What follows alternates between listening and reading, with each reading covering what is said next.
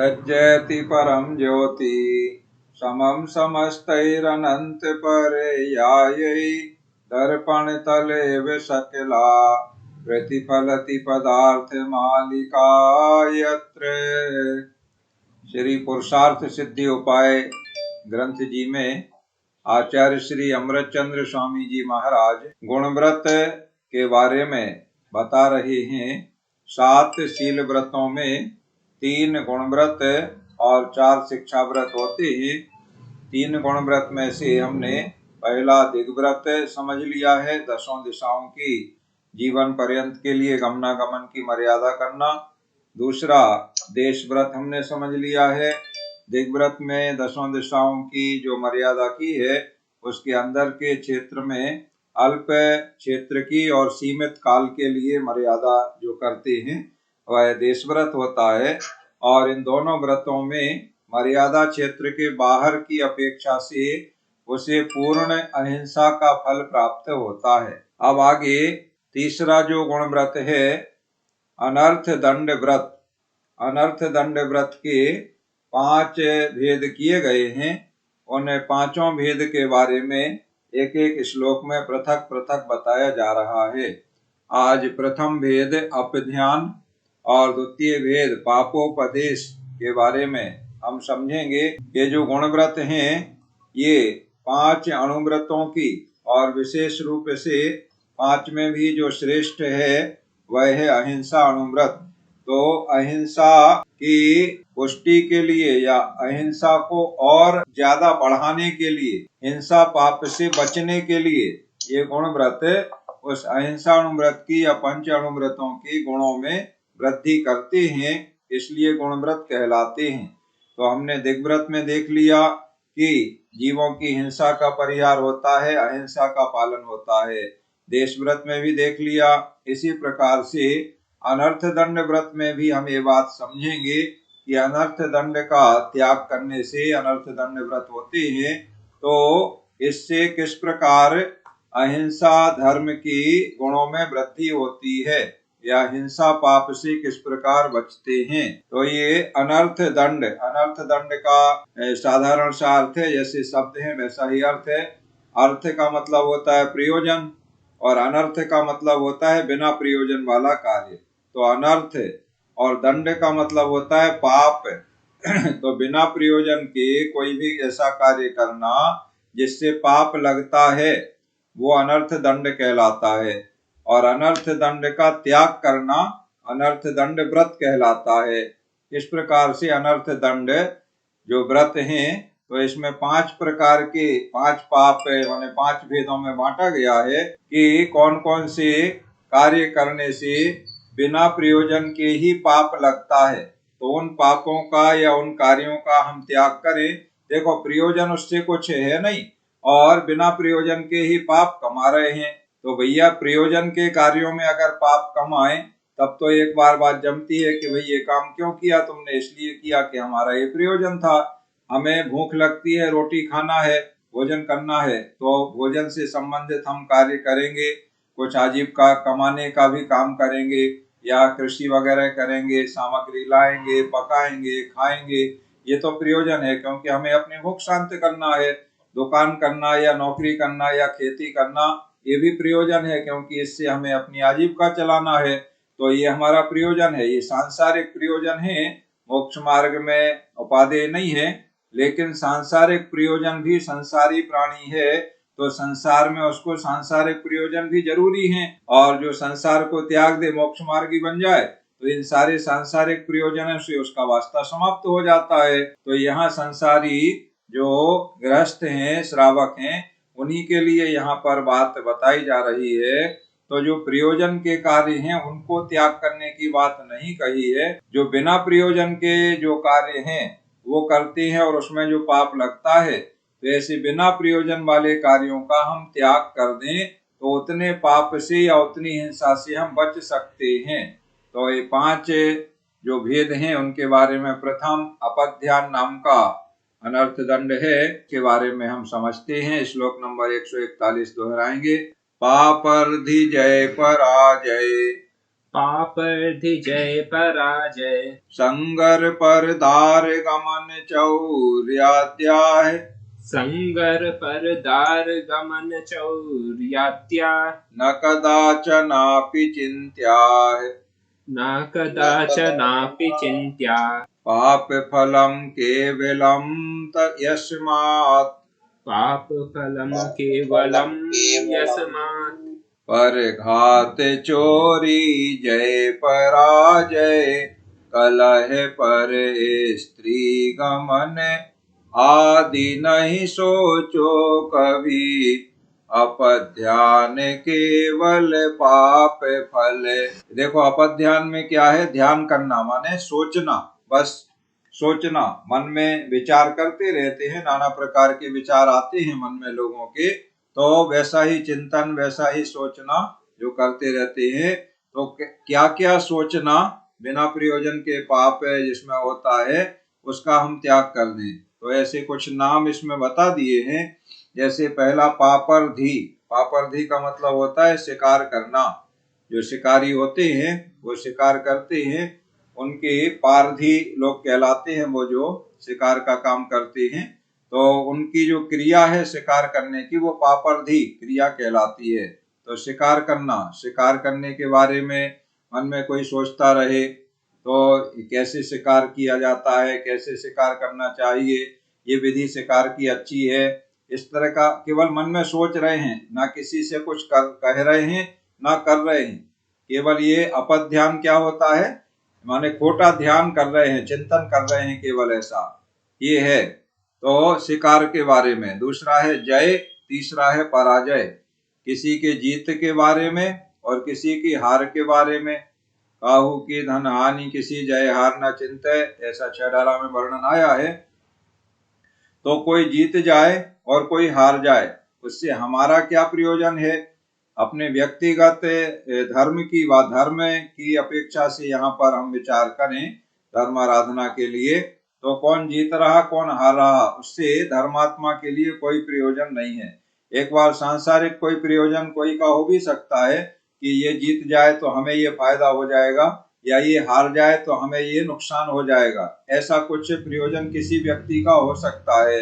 लेकिन बहुत सारे व्यक्ति वो बिना प्रयोजन के ही ऐसा विचार करते रहते हैं कि ये जीत जाए ये हार जाए, या ये जीत गया तो अच्छा होगा ये हार गया तो बुरा होगा। इस प्रकार का जीतने के और हारने के संबंध में ऐसा चिंतन करना। और जय पराजय के बाद संगर।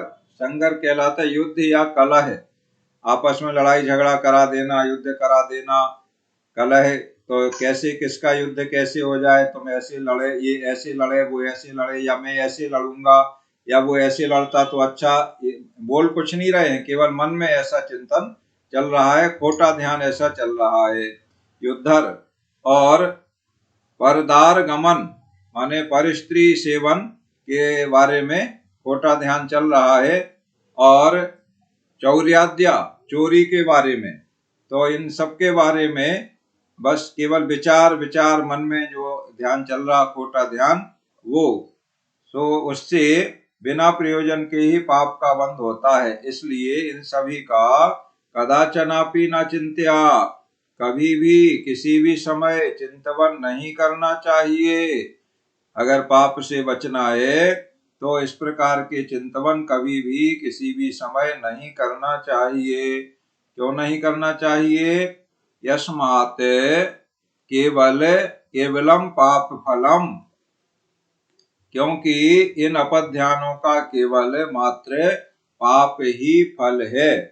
ये इस तरह के अपध्यान जो करते हैं तो उनको केवल पाप ही लगता है, फायदा कुछ नहीं होता है, माने प्रयोजन तो कुछ है ही नहीं। वो जीत जाए सो आपको क्या मिलना और हार जाए सो आपका क्या जाना। वो शिकार करे या उसमें उसको शिकार हो जाए या ना हो जाए, आपको क्या प्रयोजन। लेकिन कई लोग बिना प्रयोजन के ही ऐसा खोटा ध्यान करते रहते हैं और पाप उपार्जन करते रहते हैं। तो इस प्रकार के पाप उपार्जन और इस प्रकार के खोटे ध्यान हमें नहीं करना चाहिए।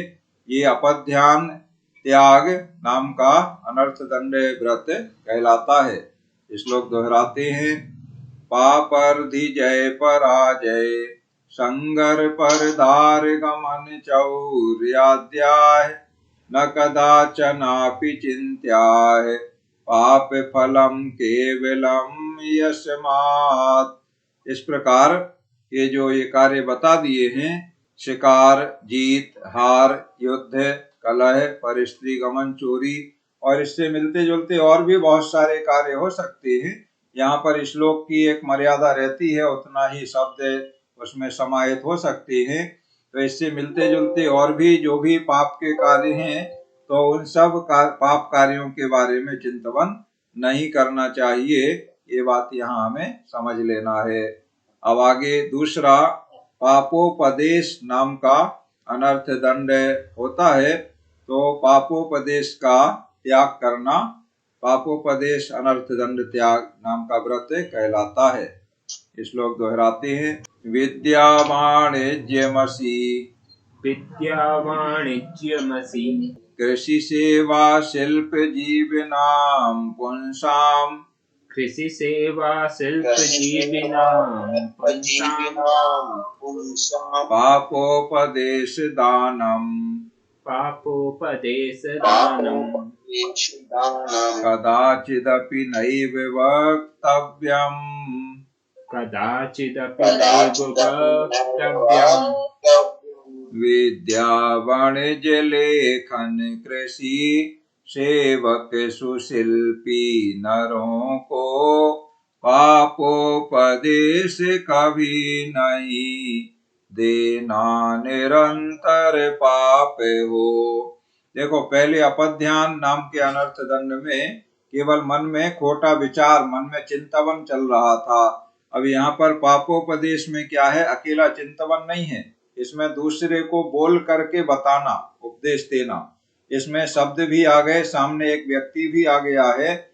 उसमें व्यक्ति नहीं था सामने, उसमें केवल अकेला वही था जो चिंतन कर रहा है, अपध्यान कर रहा है, और अकेला कहीं भी बैठा बैठा, लेटा लेटा, किसी भी अवस्था में उसका चिंतन चल रहा है। यहाँ पापोपदेश में दो व्यक्ति हो गए हैं, एक जो पाप का उपदेश दे रहा है, और जब दे रहा है तो कोई सुन रहा है, तो एक सुनने वाला हो गया। और वहां केवल मन में था, यहाँ वचन भी आ गए हैं, और वचन के साथ में काया की भी हलन चलन आदि क्रिया इसमें आ जाएगी। तो जहाँ एक योग है तो दूसरे योग भी उसमें सहकारी बन जाते हैं। तो पापोपदेश क्या क्या हैं, उनके कुछ नाम यहाँ पर बता दिए गए हैं। इनका त्याग करना चाहिए, और इससे मिलते जुलते अन्य भी जो इसी प्रकार के कार्य हैं उनका भी उपदेश नहीं देना चाहिए।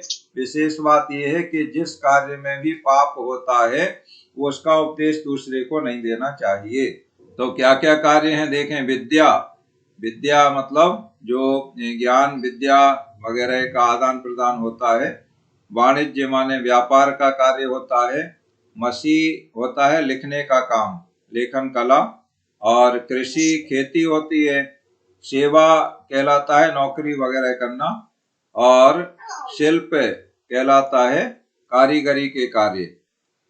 तो अनेक प्रकार की कारीगरी वगैरह जो होते हैं वो सारे इसमें शिल्प में आ जाते हैं। इस प्रकार के कार्यों से निर्वाह चलाने वाले जो पुंसाम माने पुरुष हैं, उनको पापोपदेश दानम माने पाप का उपदेश मिले ऐसा वचनम कदाचित अपि नैव वक्तव्यम, कभी भी किसी भी समय नहीं बोलना चाहिए। इसमें भी वही बात है। ये 6 प्रकार के जो आजीविका के साधन हैं, तो उनको इसमें विशेष रूप से लिया है।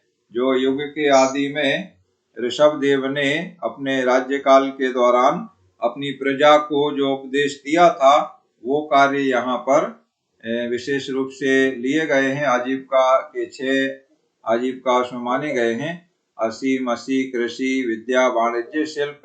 तो वो सभी इसमें ले लिए हैं। देखो, असी है, असी, मसी, कृषि, विद्या, वाणिज्य, शिल्प। तो इन कार्यों को दूसरे को बताना। अब देखो, जो श्रावक है वह स्वयं तो ये कार्य करेगा, मतलब अपनी आजीविका तो उसे करना है ना, परिवार वाला है, गृहस्थ है, तो कुछ ना कुछ कार्य तो करेगा, या खेती करेगा, या व्यापार करेगा, या कोई नौकरी चाकरी करेगा, कुछ ना कुछ कार्य करेगा इन 6 कार्यों में से। तो स्वयं करने का यहाँ निषेध नहीं किया गया है, स्वयं तो उसे करना है, और उसमें भी हिंसा होगी स्वयं करने में, तो वो उद्यमी हिंसा कहलाएगी उसकी, तो उसे हिंसा का वो त्यागी भी नहीं है। लेकिन दूसरे को तुम उपदेश दे रहे हो, तो इससे तुम्हारा क्या प्रयोजन है भाई? तुम अपने जो तुम्हें जितनी आवश्यकता है उतना वो कार्य करो, तो उतना तो उसके लिए क्षम्य है।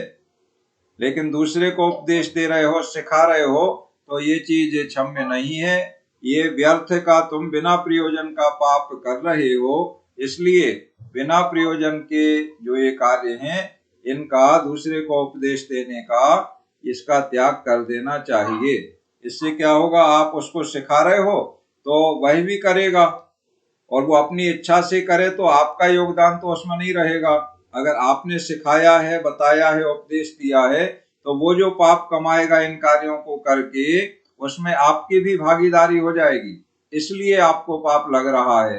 तो बिना प्रयोजन के पाप लग रहा है, इसका हमें त्याग कर देना चाहिए। श्लोक दोहराते हैं। विद्या वाणिज्यमसि कृषि सेवा शिल्प जीविनाम पुंसाम पापोपदेश दानम कदाचिदपि नैव वक्तव्यम। इस प्रकार 5 प्रकार के अनर्थ दंड में से पहला अपध्यान और दूसरा पापोपदेश नाम का अनर्थ दंड हमने समझ लिया। इसके आगे प्रमादचर्या, हिंसा दान और दुष्श्रुति, ये 3 अनर्थ दंड के बारे में आगे कथन चलेगा। इस प्रकार 5 प्रकार के अनर्थ दंड की बात पूरी होगी, और अनर्थ दंड में उसी प्रकरण में जुआ के त्याग करने का भी लिया गया है, तो इसके बारे में आगे हम समझेंगे। अभी आज की पढ़ाई यहाँ पूर्ण होती है। अब आप अपने कोई प्रश्न जिज्ञासा हैं उनका समाधान करें।